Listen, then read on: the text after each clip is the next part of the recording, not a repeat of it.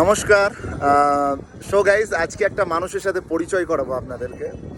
উনি ফৌজিতে আসার জন্য অনেকবার ট্রাই করেছে, বাট কোনো কারণে হয়তো হয়নি, হাইটের জন্য বা যায় কোনো কারণে। কিন্তু মানুষটা আমাদের দেশকে এবং আমাদের দেশের ফৌজিকে উনি অনেক বেশি ভালোবাসে। ওনার বডিটা দেখলে আপনারা বুঝতে পারেন। দেখুন এই মানুষটা, এই যে গোপটা দেখুন। আর উনি কিন্তু এইরকম ধরনেরই ড্রেস পরে। ওনার স্বপ্ন যে উনি দেশের ফৌজিদের প্রতি একটা রেসপেক্ট, এত বেশি ভালোবাসা। আমি জাস্ট উনি ফৌজিদের মতন গোপ রেখেছে, মানে সে একটা ব্যাপার, একটা, তাই তো?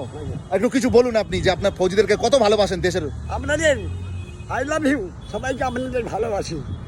আমার নেই মা নেই বাবা নেই, আমার কেউ দেখে না, আমি মেয়ের বাড়ি খাই স্যার। আর আর্মিদের জন্য, ফৌজিদের জন্য কি বলবেন? আর্মিদের জন্য আমি ফৌজিদের সবাইকে আমি শ্রদ্ধা জানাই। আমি সবাইকে আপনার ভালো লাগে যারা ফৌজিতে চাকরি করে? সবাইকে ভালোবাসি।